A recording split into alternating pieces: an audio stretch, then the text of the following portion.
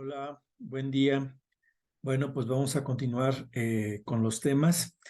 Eh, ya veíamos la importancia del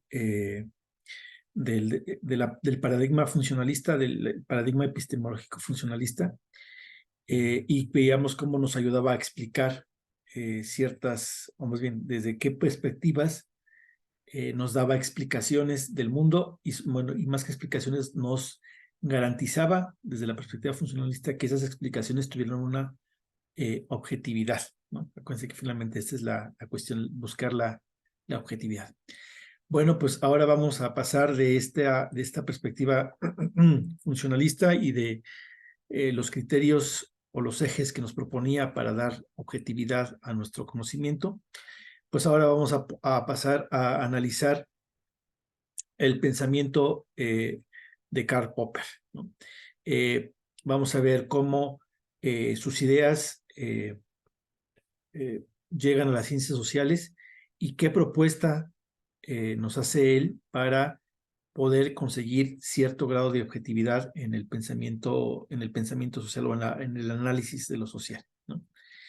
Pues empezaremos pues hablando un poquito de quién fue Karl Popper.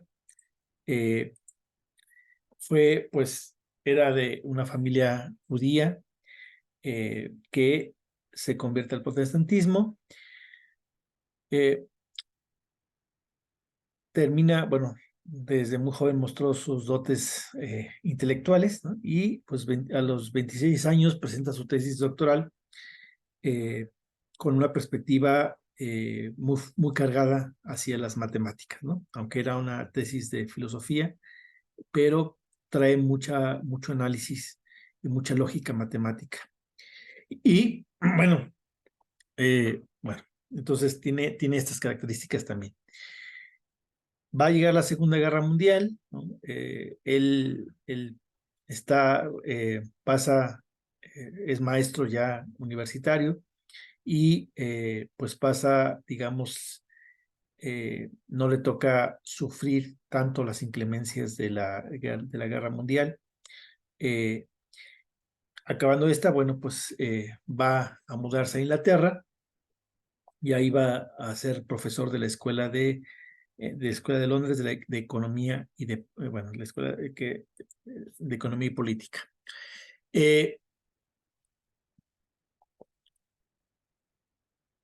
Los temas que le van a ir a interesar y van a ser básicamente los relacionados con la filosofía de la ciencia. Va a ser uno de los grandes teóricos de la filosofía de la ciencia, aunque después terminará también adentrándose en el tema de la política y en el tema de la sociología, ¿no? Los textos donde se condensa su pensamiento sobre política y sociología y también sobre la epistemología en las ciencias sociales, pues es el que se conoce como la miseria del historicismo, ¿no? Donde precisamente ahí critica las posturas historicistas, que las vamos a ver más adelante, y quizá su obra más política, sociológica, que es La sociedad abierta y sus enemigos, que en su momento fue todo un éxito, ¿no? Pegó y hizo reflexionar mucho sobre el mundo social, ¿no? Entonces, bueno, ahí están nada más algunos van a ver en este par de textos, ¿no? ¿Qué es lo primero que tenemos que ver a la hora de ver sus ideas? Es esta idea de que él ¿se acuerdan ustedes que hay esta tensión entre si existe un mundo fuera de nosotros, ¿no? Y que nuestro entendimiento entonces, capta los fenómenos de ese mundo, eh, que no podemos conocerlo tal cual es, sino más bien, pero sí, nosotros podemos palpar, podemos, tenemos, con los sensores que tenemos, ¿no? Podemos obtener, captar fenómenos de ese mundo, ¿no? Entonces, está esa postura y está la postura, ¿se acuerdan que también decíamos que pues, realmente, que decía que nada existe si no lo pensamos, ¿no? entonces no hay fuera de nosotros nada, sino más bien todo existe porque lo pensamos. Entonces, ante estas dos posturas opuestas y que estamos un poco como caricaturizando y llevando al extremo, pues dice él, sí va a existir, o sea, Popper va a decir, existe un mundo objetivo fuera de nosotros. O sea, si hay algo fuera de nosotros y tiene una realidad propia. ¿Y cómo sustenta esta postura? Bueno, básicamente toma dos argumentos, ¿no? Por uno dice, todos podemos entender que las acciones que nosotros hacemos están dirigidas a un mundo que está fuera de nosotros mismos, ¿no? Es decir, si nosotros nos levantamos en la mañana y tomamos un camión para llegar a la universidad, en primer lugar, ese caminar hasta la parada del camión es una acción que realizamos a un mundo que está fuera de nosotros, ¿no? Pagar nuestro transporte, ¿no? Subirnos y pagar nuestro transporte, otra acción que está fuera de nosotros. Llegamos a la universidad, bueno, llegamos a la parada y de ahí caminamos hasta el salón de clase, otra acción que está fuera de nosotros, ¿no? Entonces, todo el tiempo, todas las acciones o muchas de nuestras acciones están siempre encaminadas a dirigirnos a un mundo que está fuera de nosotros mismos, ¿no? Y entonces en ese mundo que está fuera de nosotros mismos, dice, más bien, en esas acciones que vamos realizando todos los días y que realizamos muchas veces al día, ahí dice, podemos constatar que hay un mundo fuera de nosotros mismos. Pero también existe un segundo punto, ¿no? Dice, si no existiera este mundo fuera, o sea, una realidad externa a nosotros, entonces esta discusión sobre la falsedad y verdad de las opiniones, pues no tendría sentido, ¿no? Porque finalmente, o sea, tiene sentido hablar de falsedad y de verdad porque lo que hacemos nosotros es, bueno, más bien, lo que sería la verdad es esta adecuación de nuestro entendimiento o de la imagen que nosotros nos hacemos sobre un acontecimiento o sobre un hecho, eh, que esa imagen que está en nuestra mente sobre un hecho, sobre un acontecimiento, tenga cierto grado de correspondencia con la realidad, ¿no? Es decir, que hay una adecuación de la imagen que yo tengo en mi entendimiento con la realidad que existe. Entonces, si no, o sea, eso sería la verdad, ¿no? En la medida en que más se acerca la imagen que yo tengo en mi cabeza del objeto que tengo enfrente, más verdadero, ¿no? Es lo que hay en mi cabeza, ¿no? Evidentemente, si no existiera un mundo fuera de nosotros, pues no tendríamos esta necesidad de, de analizar si lo que tengo en mi cerebro o lo que tengo en mi entendimiento corresponde con lo que existe en la realidad, ¿no? ¿Sí me explico? Entonces, ¿por qué? Porque, pues, entonces por eso dice, y evidentemente, pues esto, o sea, realmente existe el problema de la falsedad y la verdad, porque hay un mundo que está fuera de nosotros y nuestro entendimiento constantemente está captándolo. Y el gran problema de la falsedad y de la verdad de nuestras opiniones es ver si esas opiniones corresponden con eso que está fuera de nosotros, ¿no? Con esa realidad que está, o esas realidades que están fuera como nosotros, ¿no? Entonces, bueno, estos son los dos grandes argumentos que da para decir que sí existe un mundo fuera de nosotros. Por otro lado, va un poco va a retomar al positivismo, pero al mismo tiempo lo va a criticar un poquito, bueno, lo va a criticar, porque dice, bueno, dice, para el positivismo hay dos tipos de proposiciones, ¿no? Las que son contrastables, las que se pueden verificar o las que se pueden corroborar. Por ejemplo, la clásica, hoy salió el sol, ¿no? O sea, yo puedo corroborar efectivamente que hoy salió el sol, ¿no? Puedo sentir el calor, puedo ver la luz, ¿no? Que nos da el sol, o sea, todo eso es verificable, es contrastable, perdón. Y dice, y hay unos que son abusos del lenguaje, ¿no? que sería esta proposición como de Dios existe, ¿no? Es decir, yo no puedo verificar, no puedo corroborar, no hay un experimento científico, no hay una metodología que me permita realmente corroborar o negar la existencia de Dios. O sea, es algo que escapa, dirían los positivistas, escapa al entendimiento. Y entonces, desde esta perspectiva, el positivismo va a decir, bueno, hay que distinguir entre proposiciones con y sin sentido, ¿no? Evidentemente, las primeras, las contrastables, serían las que tienen sentido, y las que no tienen contrastación o corroboración serían las que no tienen sentido.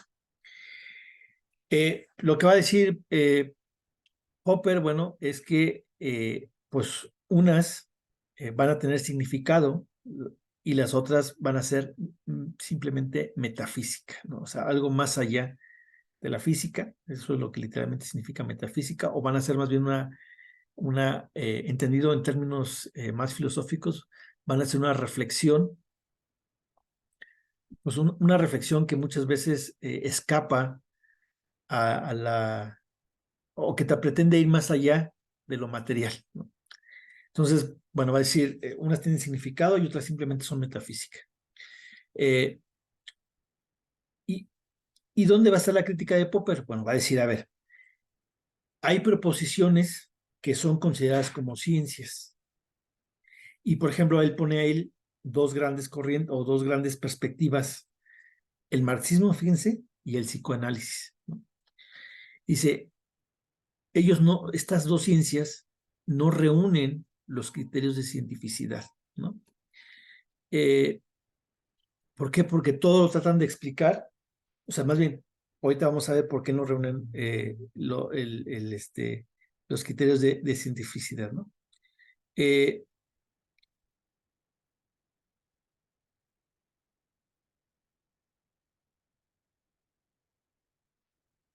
eh,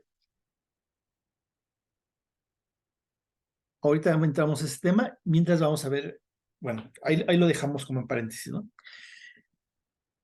Luego la otra gran pregunta que nos va a hacer, o que va a tratar de resolver Popper, es ¿qué ha hecho avanzar a las ciencias? Porque evidentemente las proposiciones que sí son científicas, ¿no? Pues han avanzado bastante, ¿no? Y entonces Popper dice, muchos creen que lo que hace avanzar a las ciencias es el método inductivo, ¿no? Y este método inductivo, bueno, se va a remontar bueno, hasta Hume, ¿no? Que ya también lo vimos en clase. Y Popper va a decir, bueno, acuérdense, Hume, lo importante era la experiencia, ¿no? Y a través de la experiencia y a través de la recopilación de experiencias podemos encontrar patrones que nos lleven y luego esos patrones verificarlos y eso nos lleva a la ciencia. Entonces, dicen, la ciencia avanza gracias a los métodos inductivos, ¿no? Popper va a decir, no necesariamente, ¿no? La ciencia no avanza con la primacía, o sea, es importante el método inductivo, pero no, lo que lo hace avanzar no es el método inductivo, ¿no? Lo que les comentaba, el método inductivo, así dicho de manera muy simple, ¿no?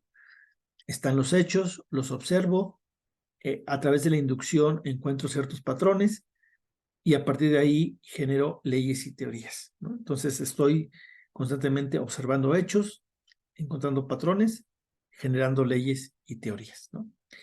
Esto es lo que proponían que así avanzaba la ciencia. Y obviamente los pasos, bueno, si queremos hacerlo un poquito más, que nos quede mucho más claro, pues ahí les pongo los pasos, ¿no?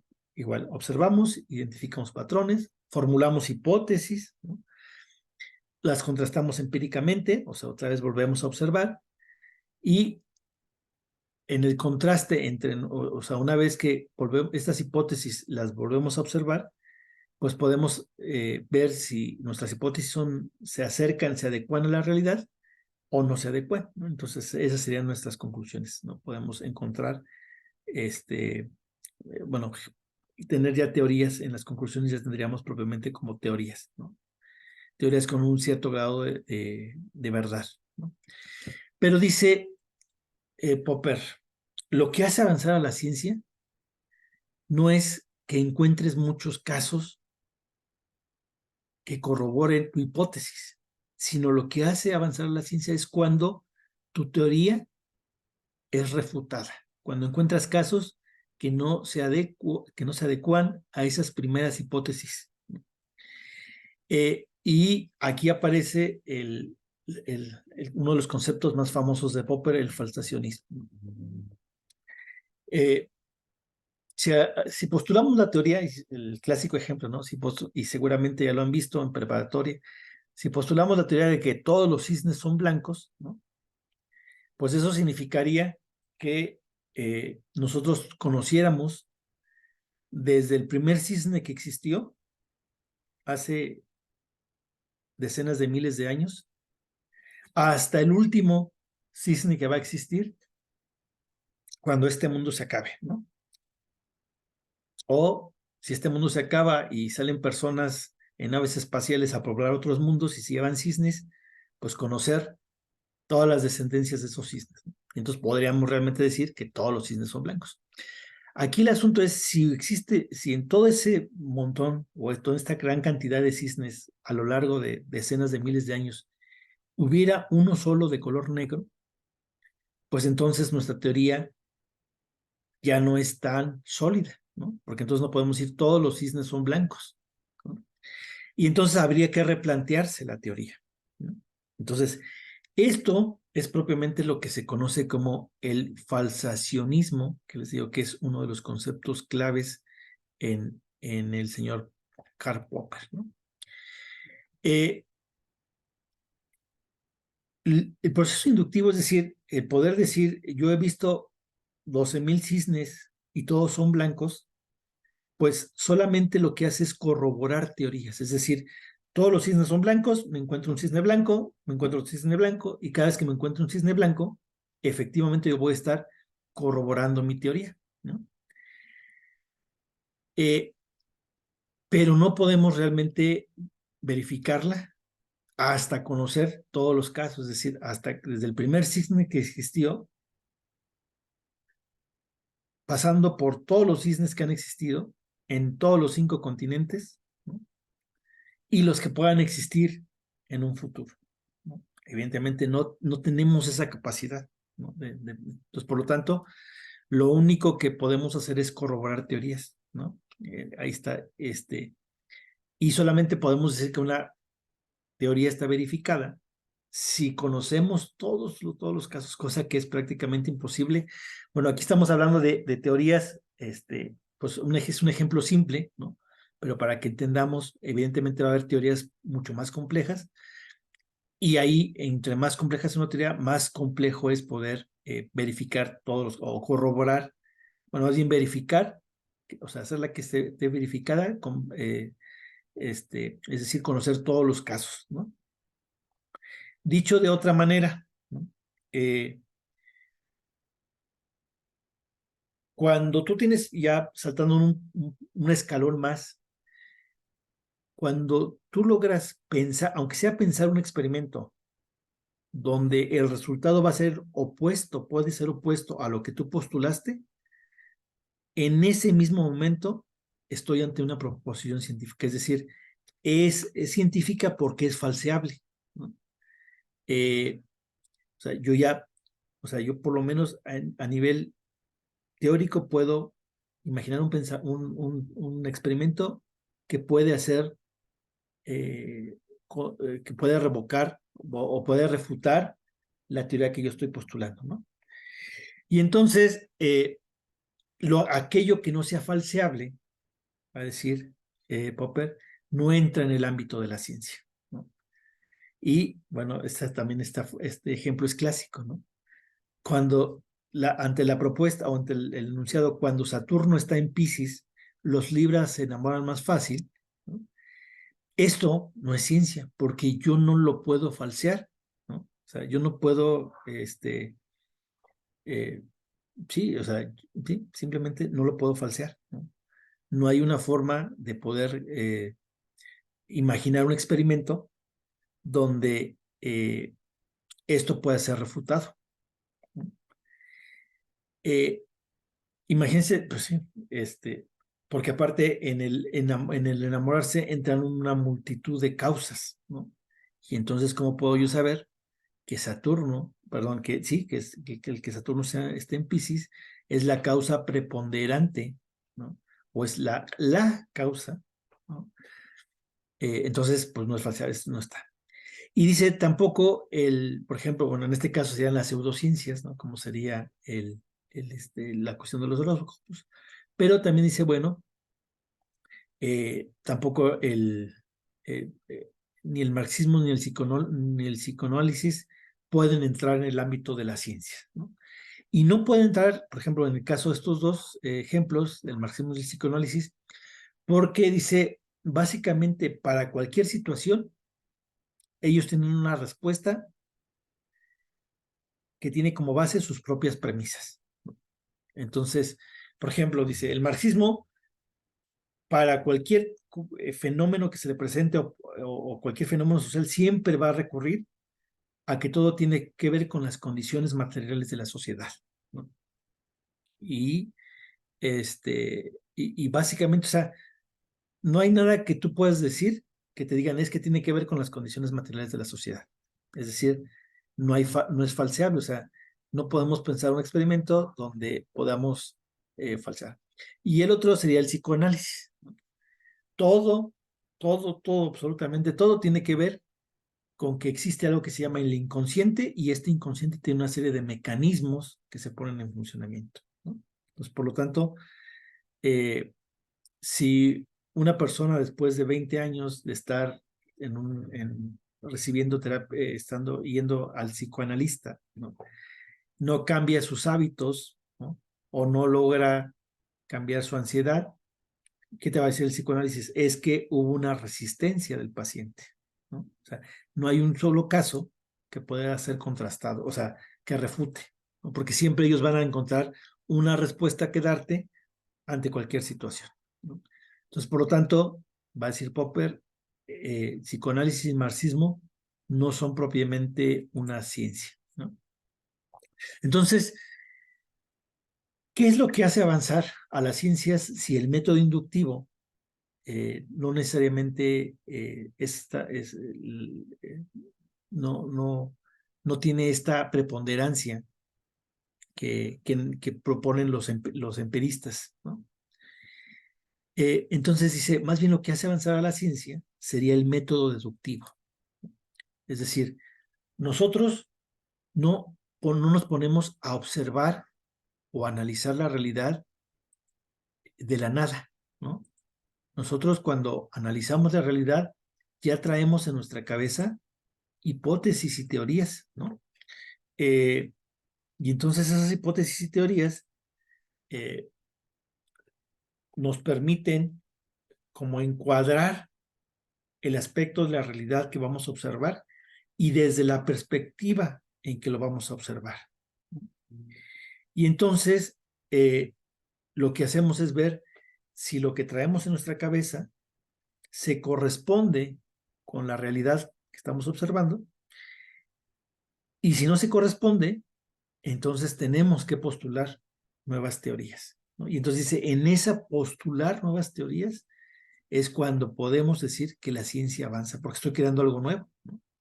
Entonces, si yo digo, todos los migrantes laborales centroamericanos van a otros lados, migran porque no pueden subsistir en su propio país, ¿no? Entonces yo tendría, o sea, con esa teoría en la cabeza, tendría que acercarme a la realidad, ¿no?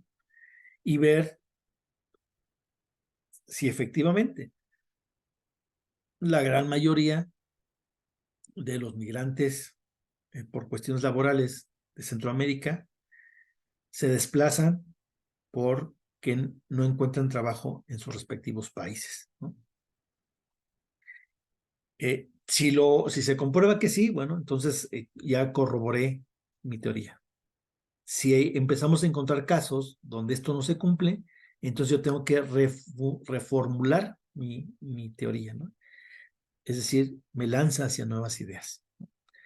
espero, entonces, esto es lo que, por eso, dice Popper, es el método deductivo y es ese contrastar lo que traemos en nuestra cabeza, nuestras teorías, ¿no? Contrastarlas con la realidad.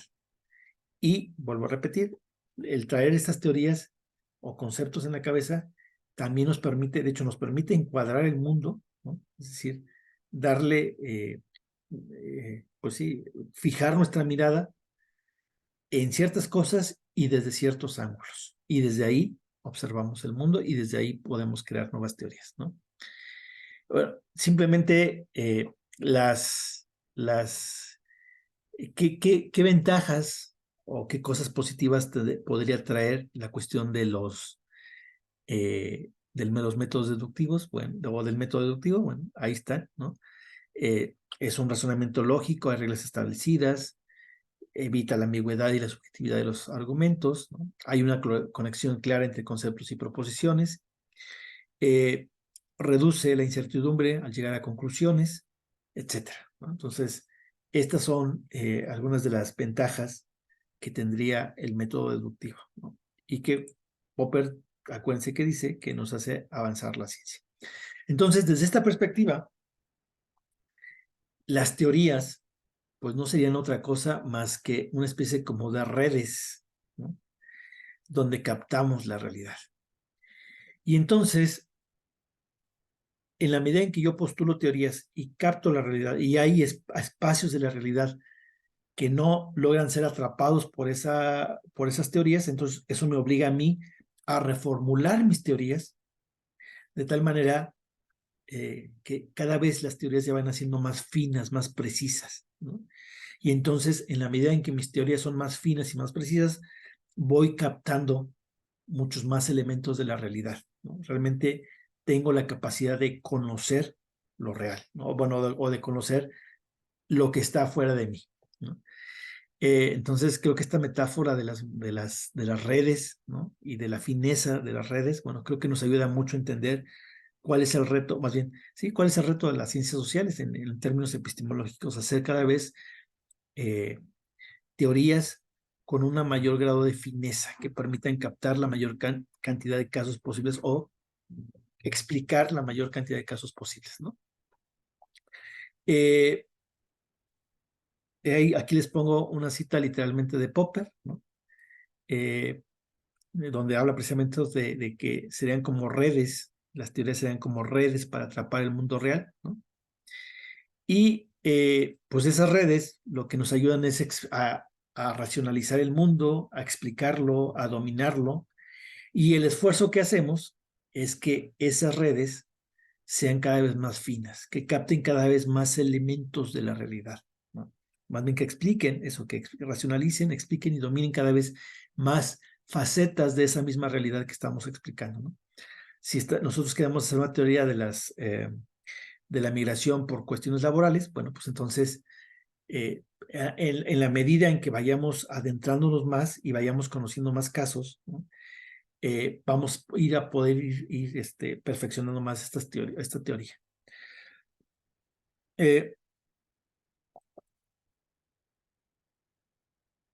Con respecto bueno, seguimos en esta lógica de las ciencias sociales, pues Popper se va a oponer a una corriente muy en boga que es el historicismo, ¿no? Y aquí le vuelvo a dar su crítica al marxismo. Dice, en el fondo el marxismo no es más que una forma de historicismo, ¿no? ¿Y por qué historicismo? Bueno, porque pretende, él lo llama así, generan profecías históricas de largo alcance, es decir, pretenden como poder generar leyes de la historia o leyes del devenir humano y conociendo el pasado, ¿no? Pretenden poder lanzarse, poder predecir, ¿no? El futuro, lo que llaman profecías históricas de largo alcance, ¿no? Nos dicen, este es el camino, hacia este rumbo va avanzando la humanidad, ¿no? el marxismo lo pone dentro del historicismo, en parte porque acuérdense que el marxismo es un materialismo histórico y un materialismo dialéctico. ¿Se acuerdan que eso también ya lo vimos, no? Y entonces, por ejemplo, esta postulación de que todos o que tienen que pasar por el estado primitivo y luego la sociedad feudal y luego el capitalismo y finalmente el socialismo, el comunismo, ¿no? Todo eso es una profecía histórica de largo alcance, ¿no? Eh, y bueno, dice, ese es el problema del historicismo. ¿Cómo eliminar, bueno, no eliminar, cómo reducir o cómo darle otra perspectiva a las ciencias sociales que no sea una mera perspectiva de historicismo, ¿no? Dice, lo que hay que hacer es volver a a recuperar el método deductivo, ¿no? Y que los análisis que se realizan sean cada vez de problemas más concretos. Es decir, o sea, ya no queremos analizar el devenir de la humanidad en etapas o el devenir de un país en etapas, ¿no? O sea, ya no basta eso. Los problemas concretos son, ahí les pongo algunos, ¿no? El analfabetismo que hay en tal país o el analfabetismo que hay en tal región, los temas de pobreza, los distintos tipos de pobreza, la desigualdad, ¿no? Los distintos tipos de desigualdad. Fíjense, ya no basta decir desigualdad, hablamos de los distintos tipos de la desigualdad, ¿no?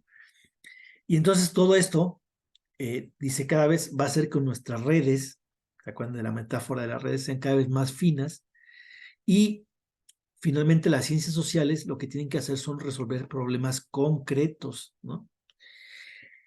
Y en esta búsqueda de resolver problemas concretos, hay una palabrita que él propone que a muchos les causa mucho escozor, ¿no? Esta idea de una ingeniería social, ¿no? Es decir, deberían las ciencias sociales, la gente que estudia ciencias sociales, que estudia carreras afines a las ciencias sociales, deberían ser expertos en las distintas ramas basadas en un método científico. Y a partir de ese método científico, eh, en cada aspecto del mundo social, ir proponiendo reformas. Entonces, debería haber expertos en los distintos tipos de desigualdad, ¿no? Expertos en las cuestiones del analfabetismo, ¿no? Expertos en los temas de migración, expertos en los temas de la administración pública, expertos en los temas de la política, eh, expertos en los temas de la comunicación, y todos ellos basados en el método científico, adaptado cada uno a su área de expertise, ir generando en su ámbito específico reformas para transformar la sociedad, ¿no? Entonces, dice, ese debería ser verdaderamente la función, o más bien el papel de las ciencias sociales, y el papel, pues sí, el papel de las ciencias sociales, y para ello, pues debería replantearse esta visión epistemológica de que el inductivismo, o el método inductivo, perdón, o dándole una primacía al método inductivo, se puede avanzar a las ciencias, cuando en realidad, dice él, lo que convendría es volver a poner el foco sobre el método deductivo, ¿no? E ir contrastando, verificando, bueno, corroborando, más bien sí, tratar de ir corroborando las teorías, y cuando las teorías no alcancen, perdón, cuando la realidad rebase, generar nuevas teorías, ¿no? Ya como para ir cerrando este tema, bueno, pues simplemente acuérdense que Popper, ¿no? Pues nos entrega este concepto de falsacionismo, lo que es importante porque podemos así distinguir lo que es científico de lo que no es científico, ¿no? Y para lo que es científico, pues dice, está el método, o sea, no se olviden, nos recuerda, no hay que olvidarse del método deductivo, porque de hecho, dice, realmente cuando nos acercamos a la realidad, efectivamente lo que traemos ya en la cabeza, cuando ya nos acercamos a analizar, ya traemos conceptos en nuestra cabeza, ¿no? Ya traemos incluso hasta ciertas teorías en nuestra cabeza. Por eso nos centramos sobre unos aspectos de la realidad y no sobre toda la realidad, ¿no? La ventaja del método deductivo, pues, es que nos permite ir perfeccionando las teorías, ¿no? Nos hace tener cada vez teorías más finas, más precisas, y así es como realmente, dice Popper, avanza la ciencia. Y finalmente,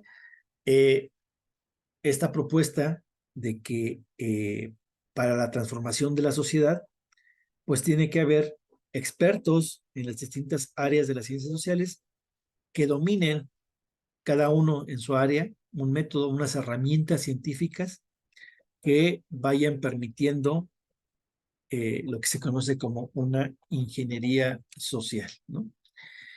Entonces, pues a grandes rasgos, estas son las propuestas popperianas. Eh, Espero que hayan tomado notas y lo vamos a platicar y lo vamos a discutir un poquito más, si tienen dudas, en clase. Que tengan, que tengan un excelente día.